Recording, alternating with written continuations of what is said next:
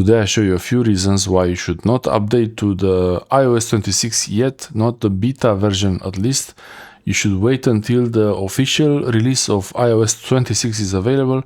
It looks really nice, I really like it, and you're going to be probably installing iOS 26 beta anyway after watching this video. But at least you are informed, you know what the problem might happen. The biggest problem with iOS 26 for me is with the banking apps.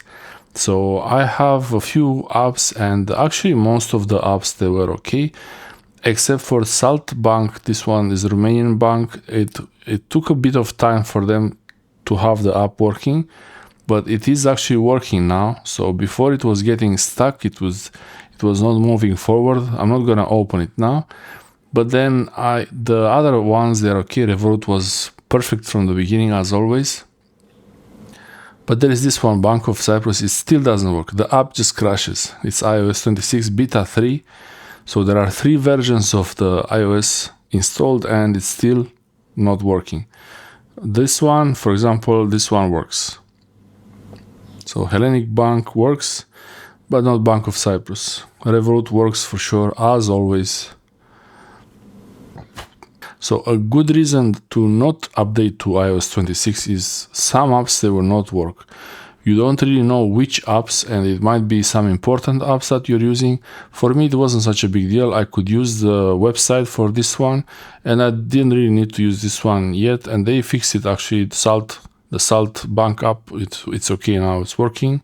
Yeah, so apps that might not work that you need, it's a really important reason. Some apps, especially banking apps, and some apps that need a lot of more security than the usual, they might not work because they are not ready for this. These updates, the beta version is not ready yet for the public, so you're not supposed to have this yet anyway. I have it because I wanted to try iOS 26 and I wanted to show you how it looks like also iOS 26, and this is beta 3, and they did a much better job with the frosting here on the transparency. The icons, they're much better, and it doesn't do this black edge here on the folders anymore. So they're really making it really good. Fixing iOS 26 slowly, step by step. That's great. So by the time you have it installed, all these problems will be solved. That's another reason not to install iOS 26 right now, because it still has issues, some problems, and you want to use it when it's stable, when everything is okay with it. For me, it was only just cosmetic problems, other than this app that still doesn't work, this one. It just crashes there. But for me, it was just cosmetic problems and some glitches with the lock screen, the time it would show a little bit different, but it doesn't matter for me. Most important, if you want a stable iPhone and you don't want your iPhone to do some strange things, also consume more battery, because the transparency, I had problems when I was setting the transparency for all icons to have this completely transparent mode. The phone would get stuck and it was overheating. So yeah, I'm not using that. But the camera works. I mean, there was no problem with the camera at all. If you care about the camera more than anything, camera is okay. It's mostly display glitches, small problems about display.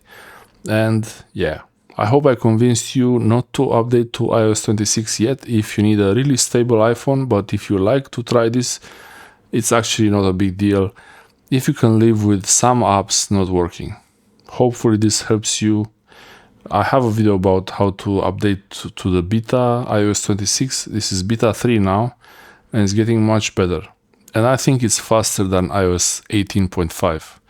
The text editing seems much better to me. And the speed looks a little bit more, I don't know, it's more jumpy, it's more reactive, it's faster, that's it. Thanks for watching, I hope this helps you. Look how I can even swipe to show the control center and the notifications. That's it, thanks for watching. iOS